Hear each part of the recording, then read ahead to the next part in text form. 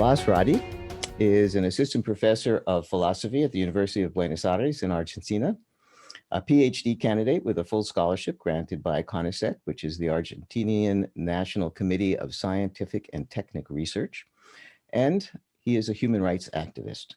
He teaches theory of knowledge and feminist philosophy and coordinates the University of Buenos Aires Independent Chair of Trans Studies.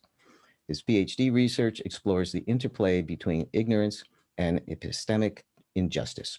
He will speak about building the chair of trans studies at the University of Buenos Aires, too trans to be philosophy, too philosophical to be trans.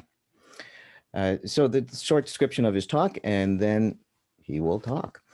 So being trans in academia is very difficult for those who hope to be more than an object of inquiry or a political flag for other scholars. Added to the troubles that trans people experience when attempting to access and remain in educational institutions, even when they are tuition free, is the challenge of being recognized as intellectuals. In his presentation, Blas Radi will reflect on this and the importance of trans academia, taking as a case in point the experience of the independent chair of trans studies at the University of Buenos Aires. So please welcome Blas Radi. It is an honor for me to join you today in this conference. And I am very grateful to Aaron, to Michael, and all the people who made this social distance meeting possible. I also greet all the people who are following this event virtually, those who are watching from different parts of the world as it unfolds, and those who are accessing the recording in other times. Now that life is largely online, the here and now of the present has become broader. I must say that I am particularly excited to come on behalf of our project of the Independent Chair of Trans Studies of the University of Buenos Aires that I coordinate. I will begin with a presentation of the chair and our work, but first I have to make some clarifications. In Argentina, the chairs are something very different from what they are abroad. So when we talk to people from other countries, we usually have to explain what we mean by chair. In Argentina, on the contrary, we usually have to explain what we mean by trans studies. For today, I had thought of making a very neat presentation organized in sections, beginning with a formal presentation of the chair with an explanation of what we do and the institutional challenges we face, and then presenting some analytical considerations which could reveal some of the theoretical and political commitments we have, which inform our practice. But as I prepared it, it seemed to me that what I gained from this outline in tidiness, I lost in realism. After all, what we are and what we do is imbricated with what we think, including our philosophical considerations on academic work and activism. They are all part of the same plot. So the presentation that follows includes all this content. The presentation also stresses many of my interests. I am a philosopher, a social epistemologist. My research work focuses on issues of epistemic responsibility, injustice, and ignorance, as Aaron mentioned. But as I said, philosophical stances cannot really be separated from practice. So I am also committed to public philosophy, that is, to professional practice as something that can and should go beyond the academy and build synergies with the community in which it functions. So again, for me, it is an honor and a pleasure to speak in spaces such as this one, which I know is not only interdisciplinary, but also highly committed to dialogues and bridges between academy and activism. I hope to be able to be up to the challenge and offer a presentation that, although I can't avoid it being philosophical, because after all, it is my profession, can also be useful and thought-provoking for people from other walks of life. So let's get to it. The Independent Chair is an outreach project located in the School of Philosophy of the University of Buenos Aires. This project enables an articulating space for knowledge and interdisciplinary research and teaching in the field of trans studies.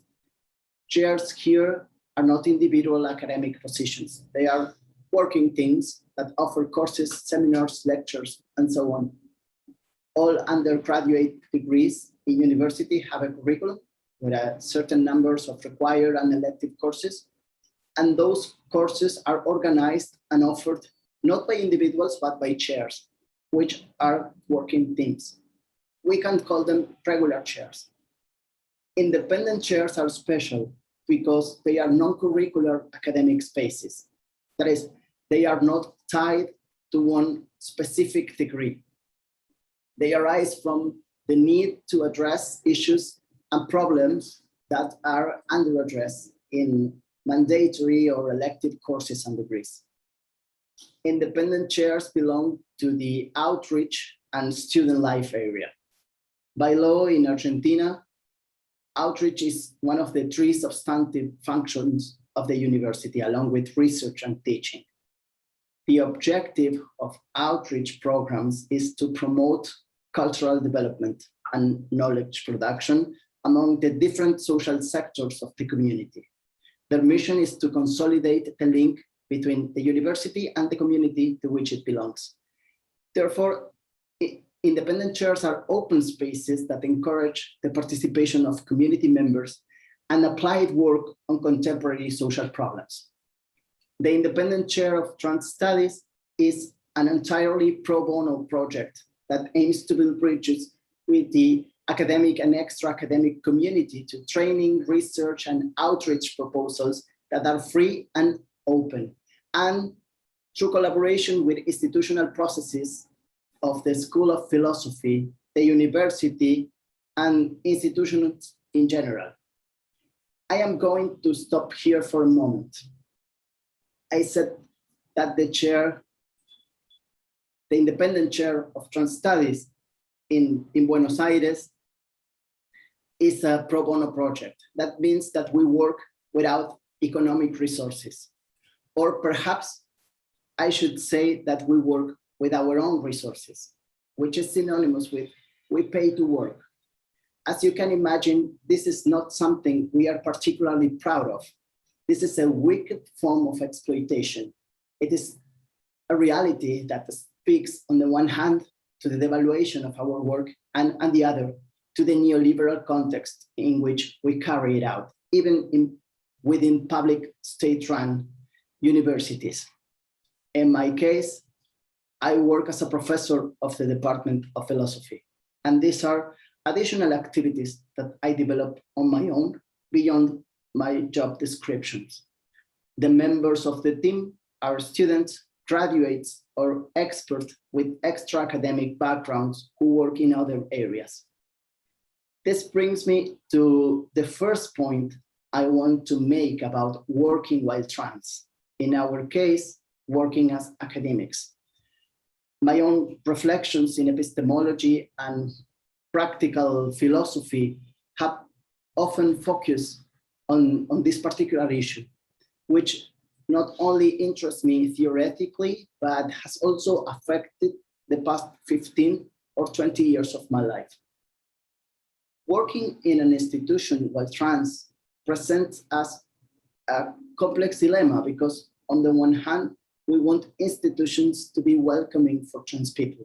This is something we are interested in because we need the institutions to function according to standards of hospitality that are lacking. And we have the necessary skills to take on the task of institutional improvement. But on the other hand, although it is a job that is both specialized and exhausting, it is generally unpaid and unrecognized. The issue of recognition is not an incidental detail. It is something you see on people's CVs. The standards of academic success and the criteria for professional development opportunities in academia are designed for individual and maybe we should say individualistic trajectories. People who don't just walk through a door, but hold it open for others who might not otherwise get through, take longer to make their journey. You will understand then that we may say that we are not willing to do diversity work without salary, but in the end, refraining from doing it is not convenient for us either. What we do then is evaluate each initiative carefully, and then we decide collectively whether we take up the task or not, knowing that we are not in the best possible scenario to do so. Our work involves a strong commitment to critical theory, which we can present in very general terms as a heterogeneous set of approaches that aim to offer resources to social movements seeking social justice. In this sense, what we do is not limited to giving opinions, nor does it consist of purely speculative work. It is an applied intellectual work based on a repertoire of contemporary social problems, which we address with specialized training. Our work is often requested by institutions and professionals. For example, with requests for training and consulting on specific projects. During 2019, we put together and taught a course on medical ethics and healthcare for trans people. It was a free course open to the community, which was a success in attendance. The audience was mostly composed of health professionals, researchers, and activists. Health professionals feel they need this kind of learning opportunities in order to provide adequate care and, of course, to conduct research. As you know, in our days, both in Argentina and abroad, professional training on trans issues tends to be inexistent or pathologizing. Gender awareness training, which is presented as an adequate response to these problems or the adequate response to these problems, tends to oscillate between transphobia and cissexism. In 2020, due to the compulsory isolation measures, which in our country were maintained almost the whole year, we decided to keep the activity of the chair remotely and created a multimedia archive and a network of international intellectual collaboration. It is a project we call Spreading the Word, which you can find on our YouTube channel. In Spanish is Corriendo la Voz. It consists of a collection of short videos of trans intellectuals introducing themselves and sharing some of their research journey. This initiative allows us to keep the chair active during the quarantine and also to achieve some of our objectives. One of them is to disseminate the work of trans intellectuals. There are 2 editions of this project, both of which came out last year. If you see them, you will notice that there is a great majority of intellectuals from Latin America. This was not premeditated at all, but I must say it was very satisfying for us, especially because in our country, there is an enormous resistance to acknowledge that there are trans people in the academic world, and particularly that there are trans scholars. These resistances are expressed, even the initiatives in the so-called allies. Let me give you an example. When institutions of higher education in Argentina want to adopt policies to reach out trans people, they think in terms of supporting access and permanence in undergraduate programs. This does not happen much, but when it does, this is usually the focus. Of course, it is not unreasonable at all. Trans people around the world find a myriad of obstacles to accessing education, even in contexts where higher education does not require paying a fee, as in our case. However, it is also interesting to note that in the trans-friendly collective imagination, trans people are always potential grad students or experts at being trans, but never graduates practicing as trained specialists in a specific field. The roles of trained specialists are occupied by cis people. And although it may seem strange, at least in Argentina, this resistance to acknowledge the existence of trans intellectuals also appears among trans activists. It is a very curious phenomenon because while the right to education is vindicated as a human right and demanded as such, trans people who have managed to study often find scorn in those who are supposed to be allies. In fact, the reference to a trans person as an academic works in some circuits as a synonym for academicist.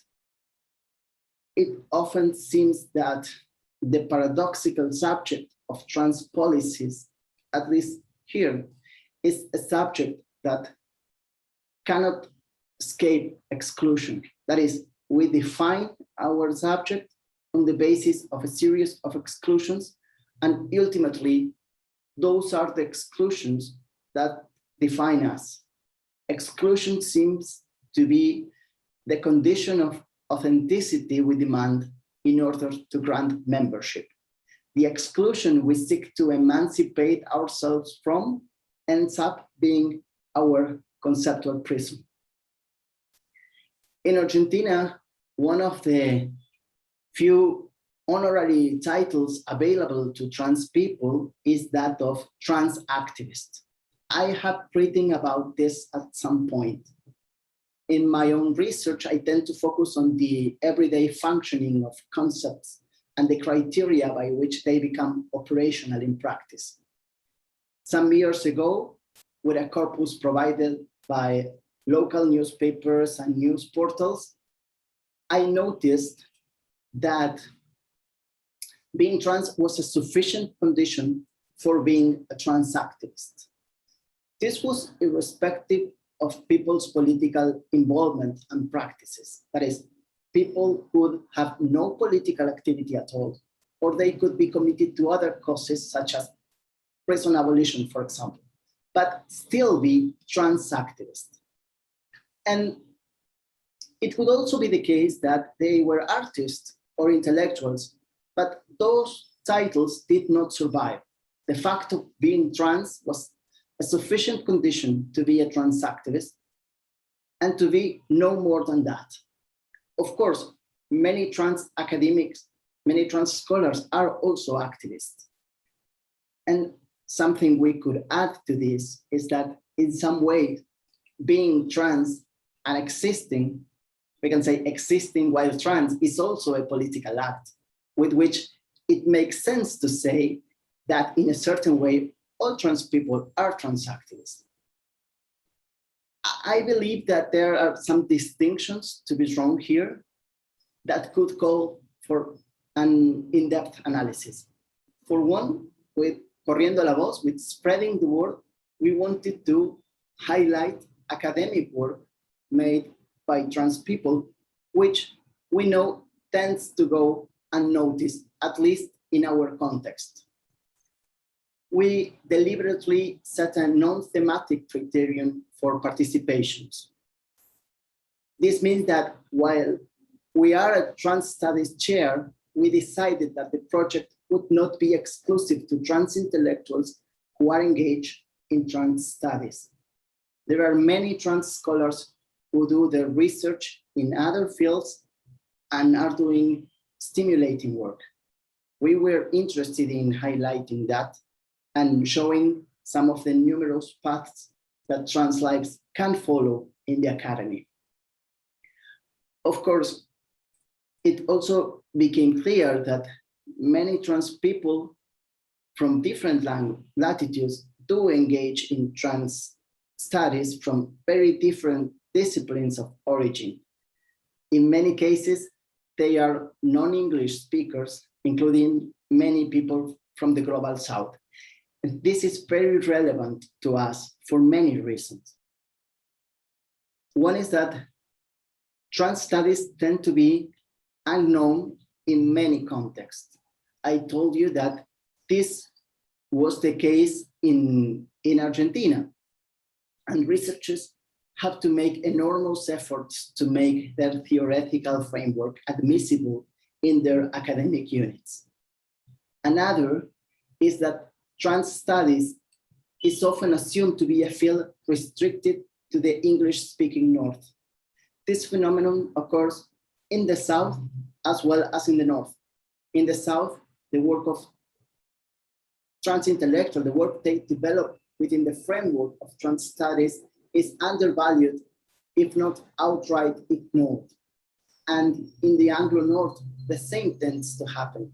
The work in trans issues carried out in the South is disdained or ignored. And the same happens with excellent work being carried out in the North, but not in English.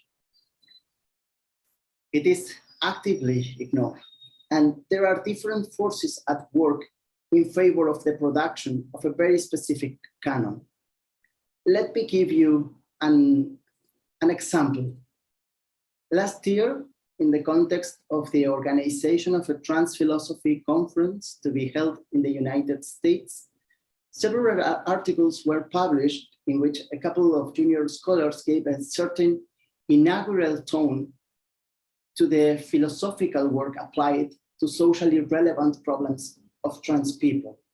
That is, they celebrated what they took as the emergence of a work that, strictly speaking, has been going on elsewhere for a long, long time. To the phenomenon of epistemic injustice, understood as the erasure of certain narratives, they counterposed a genealogical work of recovering voices and so on. Of course, no geographic or geopolitical specificity was declared. On the contrary, trans philosophy, not North American or US trans philosophy, was introduced. Trans philosophy was introduced as an Anglophone phenomenon that was only then being founded in the United States by a set of North American trans philosophers who built their narrative based on the significant reading of a corpus of Anglophone literature produced mostly in English in the United States. Since I am a trans philosopher and one who has in fact worked, among other things, on applied philosophy regarding trans issues, I was really interested in participating in this conference. When I registered, I kindly pointed out this issue to the organizers, and they kindly replied that they would not accept my participation. Other colleagues from other parts of the world, non-English speakers, told me they had a similar experience and reflected on the recurrent phenomenon of being rejected at the inauguration of disciplinary fields in which, of course, junior researchers from other fields were prioritized. These are well-known strategies of genealogical recreation that allow us to pretend the story begins when we arrive at the cinema and that we are the main characters, of course. It looks like erasing the work of experienced scholars, particularly those from outside the US and who have worked within philosophy, was a necessary step to create this novelty effect. This is something that exceeds both the field of philosophy and that of trans studies. It is often the case that spaces devoted to critical thinking are lucid enough to see a collection of problematic cultural boundaries, but not so much as to cross them. The problem I am trying to point here is not simple, and it cannot be solved by merely adding specific subjects as epistemic peers, that is, as interlocutors of academic debates. It requires a critical and nuanced approaches to the politics of knowledge and the dialectic between presence and absence. All history is written from the present, and well, we can think with Paul Claudel and say that history is also made of the silences that surround the words. What is not said is as important as what is said. It is a matter of learning how to read it. Some years ago, together with a colleague, Moira Perez, we published a paper that considered these challenges in the context of North-South relations in the academy. Our concerns were both ethical and epistemological, as they speak not only to the moral and political dimensions of academic practice, but also to how these modes affect knowledge production. Unfortunately, years have passed and things don't seem to be very different. Now, going back to our project at the chair, Spreading the Word, this initiative also sought to strengthen community ties, something that is happening now in many places, which was unimaginable before, is that trans people in academic institutions are very likely neither the first ones nor the only ones there.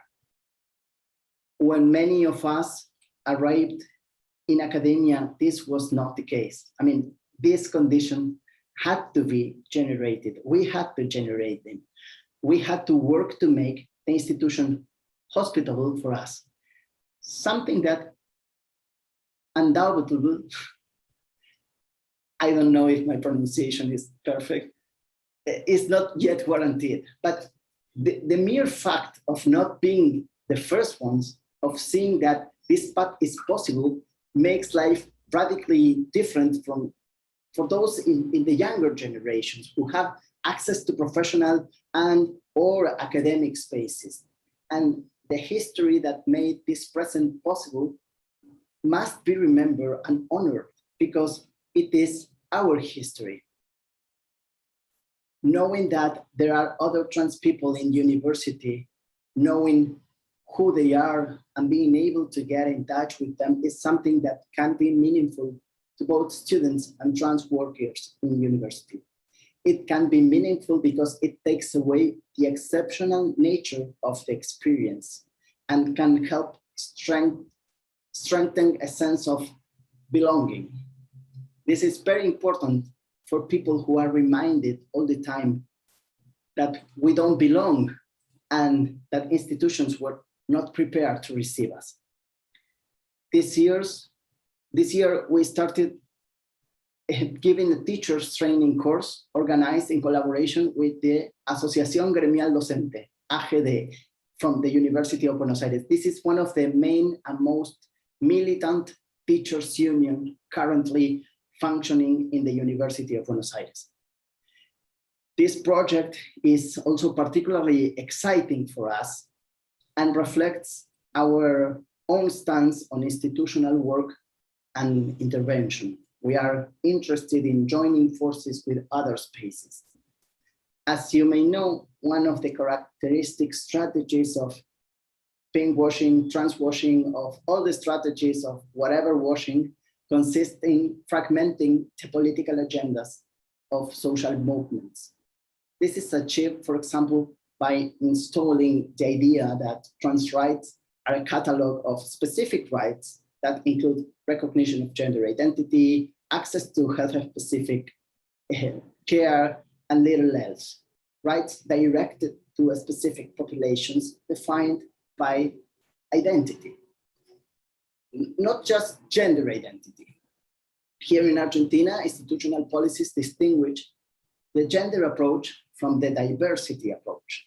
The former speaks of women and men, especially women. And this distinction is a very efficient mechanism for the production of subjects through cis and heterosexual norms.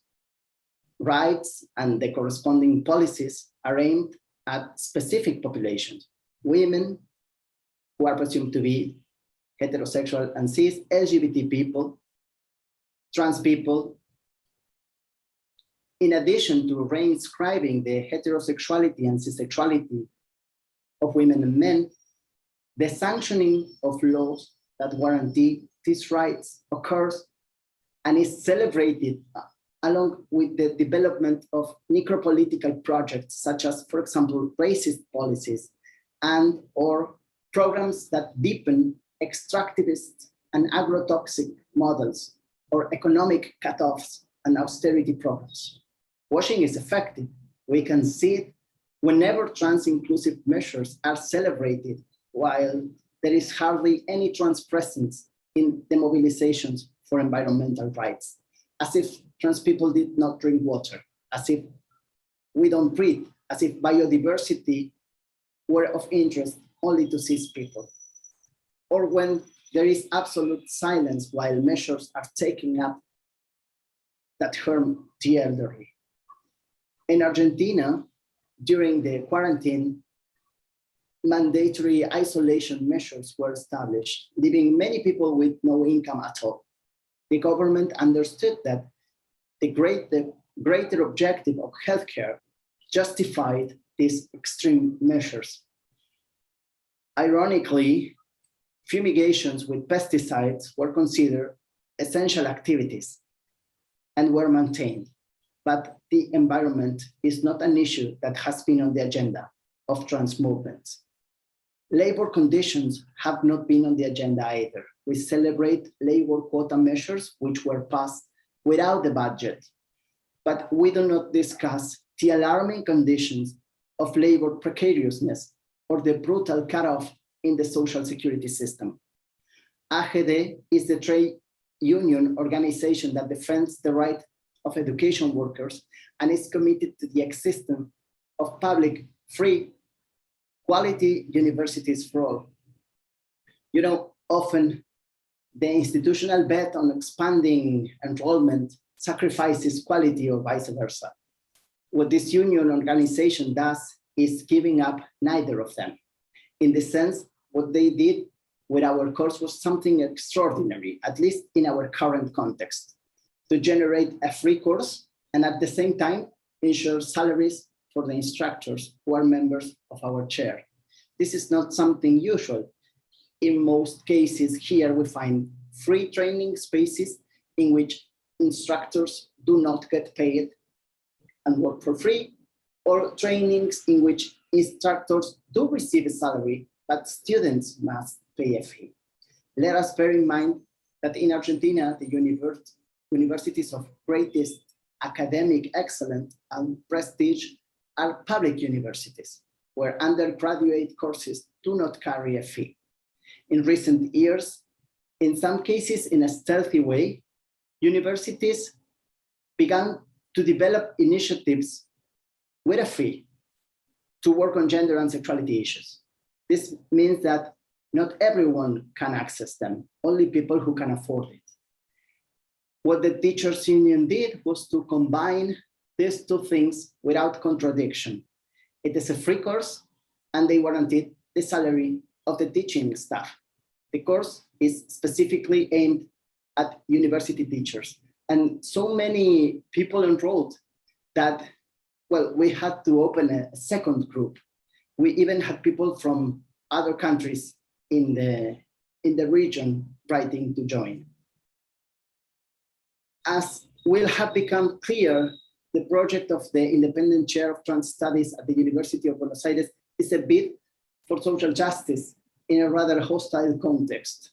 Too often what we do is considered to be too political to be philosophical or theoretical in more general terms. When not, it is considered too philosophical to be trans.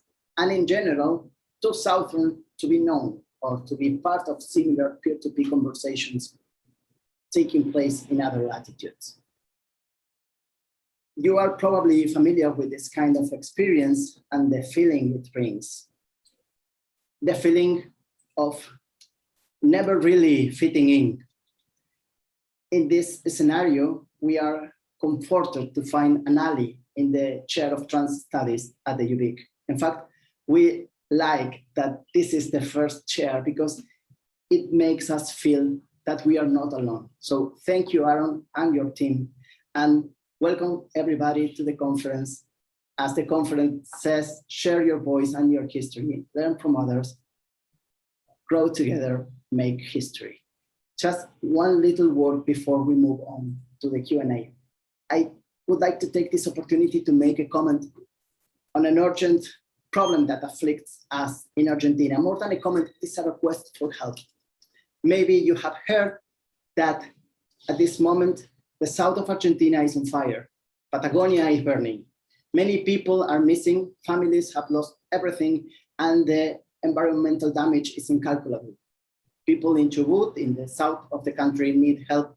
They are receiving donations. So I'm asking for help. I'm asking you for help. I can share you some link if you would like to help people in the south. It would be great. Thank you very much. Blas, thank you so much.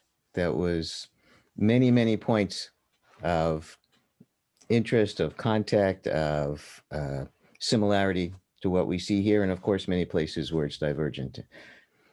There's been a few questions coming in, and I encourage more. We have about 20 minutes to engage in questions, and I see that now's the time for them to start to come in.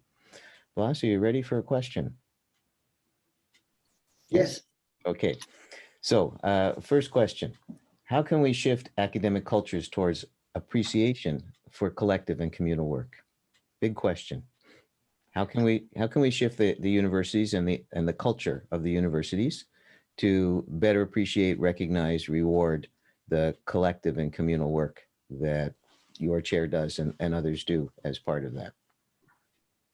It's a great question. Thank you very much. Question. And considering the challenge this question brings, I hope it is okay if I bring a colleague who will help me with the language, since I think in Spanish and my own translation is not always precise enough. So I invite Moira Perez. She's a professor of philosophy as well. And well, she has collaborated with our chair since the foundation. Welcome, Moira. Nice to see you again. So, have you heard the question? Let me, just a second. ¿Cómo se puede lograr que las instituciones académicas valoren la presencia colectiva como hay que hacer acá? Para empezar, trabajando colectivamente. O sea, las iniciativas individuales pueden funcionar en el nivel individual y en el corto plazo, pero si nos interesa transformaciones estructurales que sirvan en el largo plazo, el trabajo colectivo es fundamental. So for starters, institutions should do more collective work and support more collective work, because individual trajectories and individual work can be beneficial in the short term for individuals. But if institutions want to achieve real transformation, they should, in fact, focus on collective work. Esto implica desafiar la lógica académica, que es una lógica puramente individualista. This involves challenging the academic rationale, the academic logic that is a purely individualistic logic. Algo que pasa mucho, por lo menos en el contexto argentino, cuando se plantean desafíos vinculados con las personas trans. Something that happens often, at least in the Argentine context, when it refers to trans subjects. Es que se considera que la solución es incorporar contenidos al currículum. Is that something that is usually the case is that the approach is to include certain contents in syllabi and in the curriculum. Es como la respuesta acostumbrada que se tiende a realizar. Y si bien eso contribuye a la formación de personas en algunos temas, This is the usual answer, and although this does contribute to the formation and education of people in certain topics, no afecta directamente a las personas trans, sino solo después de un esperado proceso de derrame. it does not affect directly trans people, but it would affect them maybe only after quite a long-term process of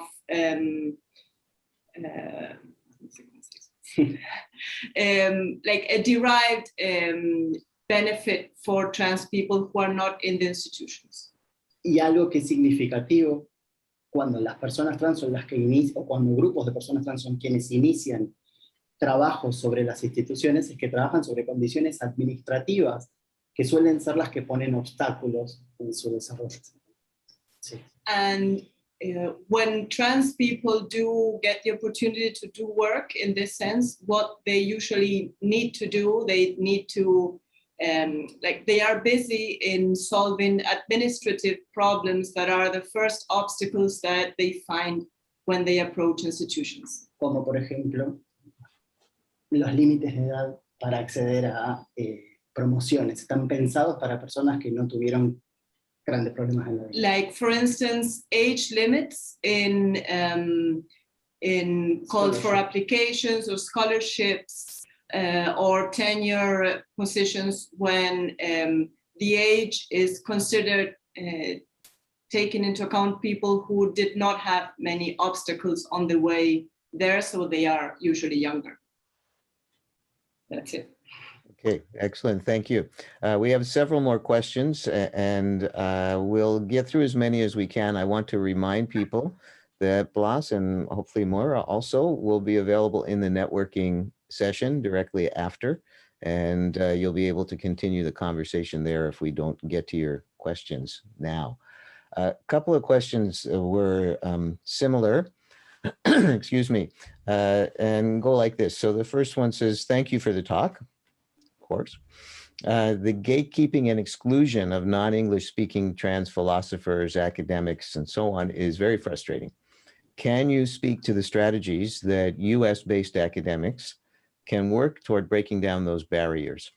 And the other question is, how can English-speaking academics and community workers boost the work of Spanish-speaking academics? And similar question, how can Northern trans academics build alliances with those in the global South and work towards changing the dynamics that devalue non-English speaking work and scholars? So several questions asking basically the same thing. What can we in the North do to help combat the problems of exclusion of non-English speaking and global South academics? Podría remitir el artículo que escribimos en algún momento como para desarrollar el programa. Diría que no se trata solamente del español. En Canadá hablan francés y entiendo que hay trabajo genial hecho en francés que tiene poca circulación. So first of all, this is not just something that happens with academics that speak Spanish, of course, and it's not, or Portuguese.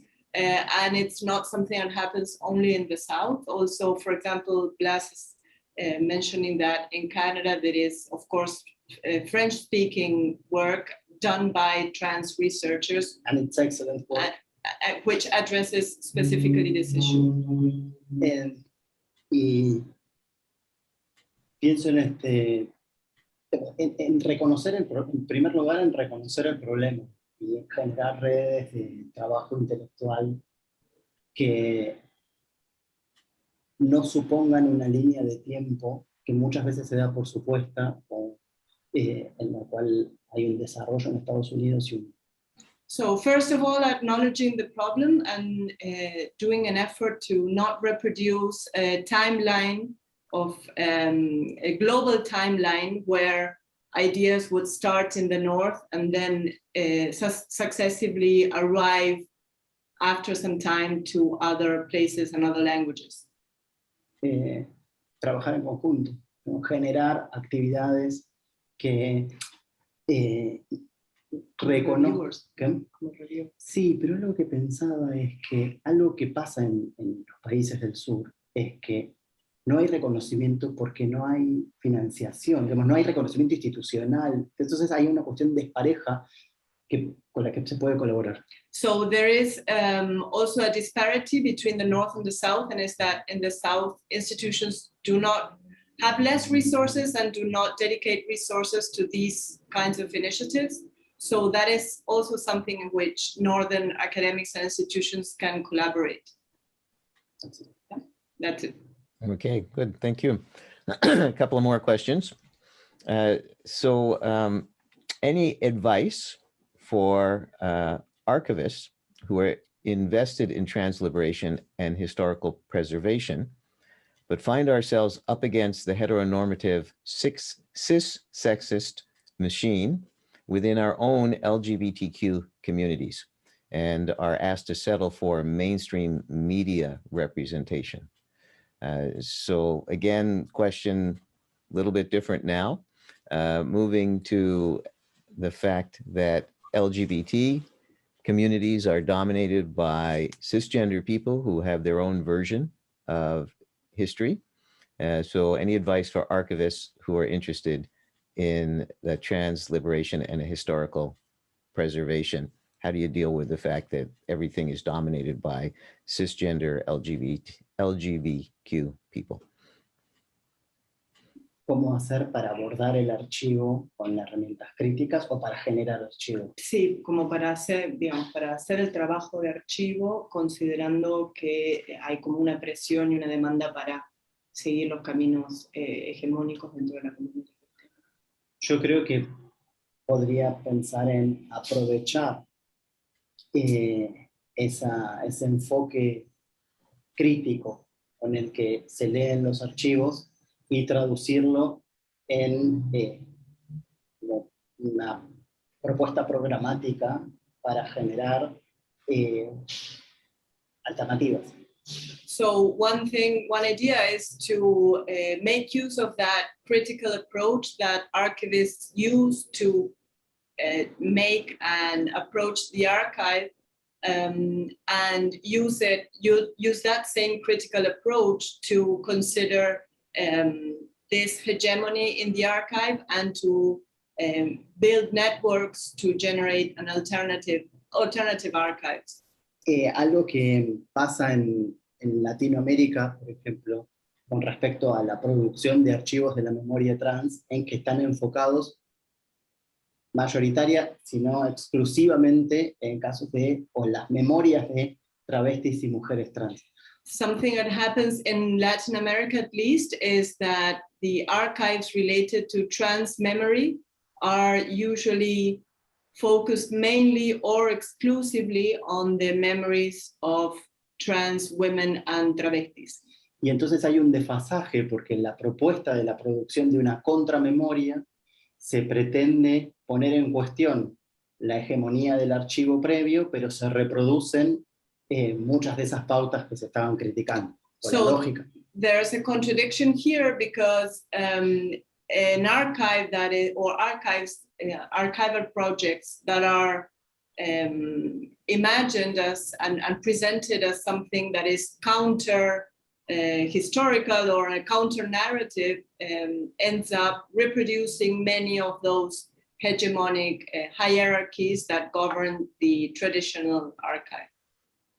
Me parece que debería recordar cómo se construye, por ejemplo, el relato con relación al aborto, no sería como algo de That's it.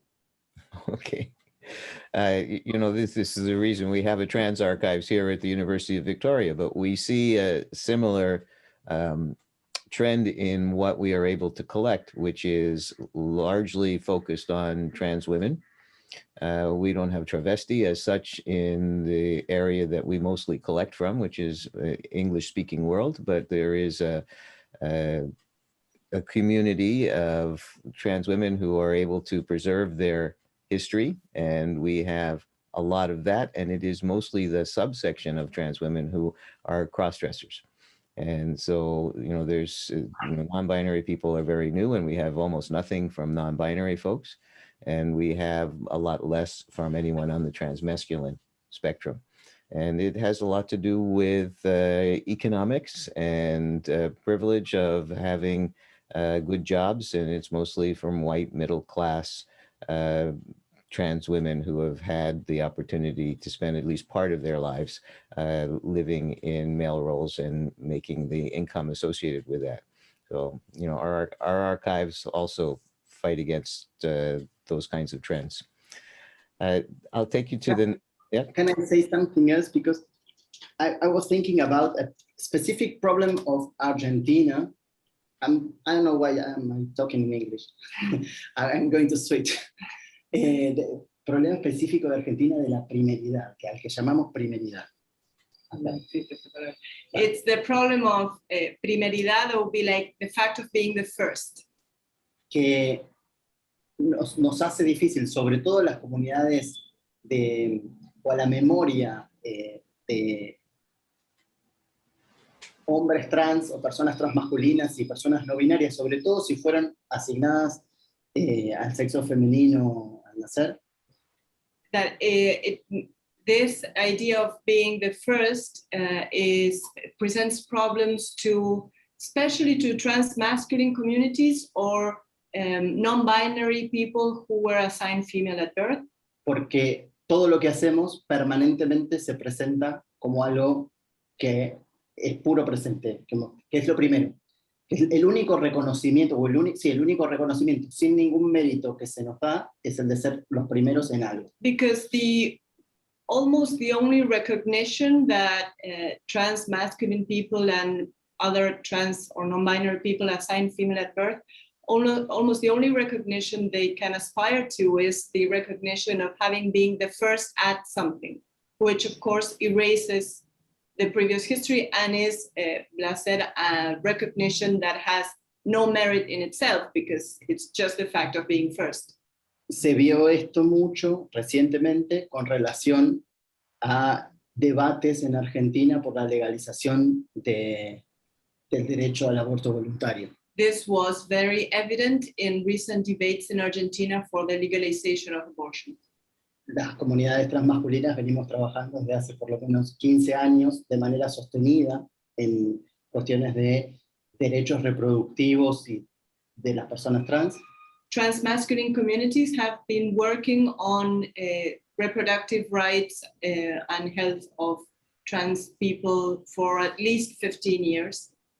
Uno de los hallazgos, por lo menos de mi investigación, es que las primeras resistencias provienen, curiosamente, de los espacios feministas que se niegan a ampliar el sujeto de los derechos reproductivos. One of the main findings of this work, at least in Blas's own research, is that the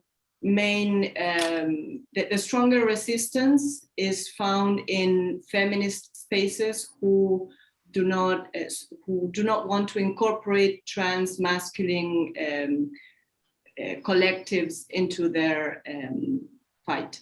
Y lo que pasó durante estos últimos 10 años, cada vez más en los últimos 2, es que comenzaron a presentar el trabajo de hombres trans sobre aborto, personas transmasculinas sobre aborto, como si hubiera surgido recién, permanentemente como lo primero en la misma instancia. So one thing that happened in the past years, and particularly in the past 2 years when this debate was more present in public space, was that the production and the words of transmasculine people were presented over and over again as the first ones, the first time that this was being debated and so on, erasing the previous history.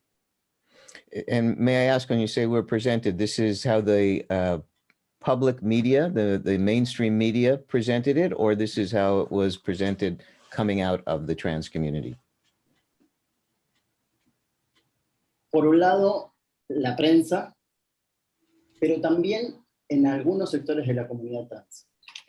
The media, but also in some sectors of the trans community. Especialmente el caso de mujeres trans y travestis que se han hecho un gran esfuerzo en algunos casos por hacer de cuenta que si hay algún trabajo significativo para reconocer la comunidad trans en general en esta materia, no fue hecho por los hombres trans. Particularly tiene historia. within activism, particularly in trans, feminine, and travesti activism, where some people were focused on showing that if there has been some advance in abortion in relation to trans communities, it was not made by trans masculine people. So we have internal problems as well. Yeah. Okay, I'm keeping an eye on the time. We have 2 minutes left. So I'm going to ask one more question and we'll try and conclude as close to on time as possible. Before I ask that question, I just want to put a pitch in to our viewers, our listeners, the people who are attending for the video series that you mentioned earlier. I've watched quite a few of them and they are wonderful to watch. And so these are videos of various trans academics talking about the work they do. Most of them are from Latin America. Those who do not speak in English, there are subtitles for those of you who do not understand Spanish. And I think I saw one who spoke in French, if I remember correctly. So I do recommend those to you for something to look at later. And Blas, I do apologize. I did say I would do one, and I will do one, but I haven't done it yet. But now that I've watched them, I'm more inspired to add mine as well. So last question starts with, I appreciate your commentary on how academic institutions focus on individual trajectories and objectives, and your earlier commentary on how being trans or gender non-conforming is an act of activism in itself, particularly against settler colonialism and the gender binary. Seeing as how trans studies are inherently political, how can trans studies push against the colonial institutions within which they reside? Yo creo que es una excelente pregunta para Okay, empezar. yeah, and a tough one. También. Y creo que hay una línea interesante de trabajo, que es la que señalaba, el trabajo sobre las condiciones institucionales, algo significativo que a veces... So it's a great question, and there is perhaps one way of approaching it that is going back to the issue of work on institutional conditions. Algo que he detectado justamente por haberme puesto en contacto con investigadores e investigadoras trans en los últimos 10 años de mi vida, es que siempre están involucradas con actividades o con iniciativas de trabajo sobre las condiciones institucionales, que a veces no se reconocen ni como trabajo, que llevan mucho tiempo, pero que implican desafiar la lógica de la institución.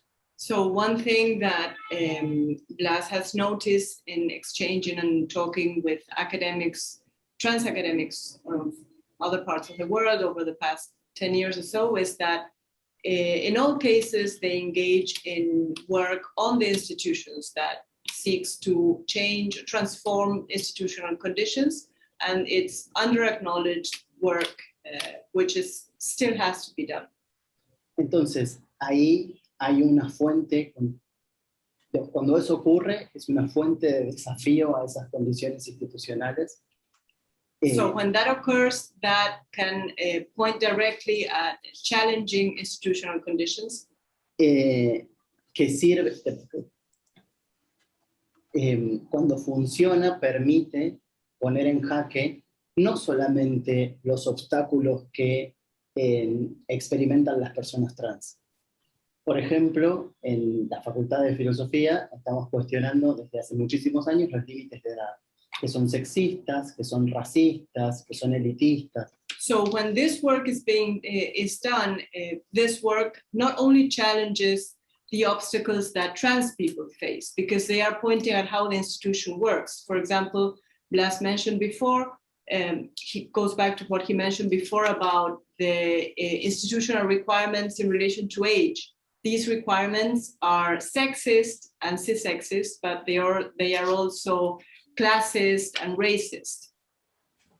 Así que estas estrategias de trabajo sobre las condiciones institucionales, o sea, que no dan por, los que no dejan a las condiciones institucionales de lado para pensar en el trabajo académico específico, digamos, que no reproducen la lógica individualista de la carrera, tienen potencial, no digo que lo hagan necesariamente, pero tienen potencial para desafiar el colonialismo de las instituciones. So these initiatives that point at transforming institutions and not only at entering institutions to do the usual academic work in whatever field the individual is specialized in, these initiatives challenge the individualistic logic of the institution and can help, can be a vehicle to fight against the colonialism in institutions, which does not mean that they will necessarily do it or necessarily succeed, but it is a useful vehicle for this. Thank you, Moira. Thank you for your assistance in the Q&A. Very, very inspirational, thoughtful. There's a lot to chew on here. There's several more questions, but we've run out of time. Thank you so much for joining us and for sharing so many interesting thoughts. Thank you. See you.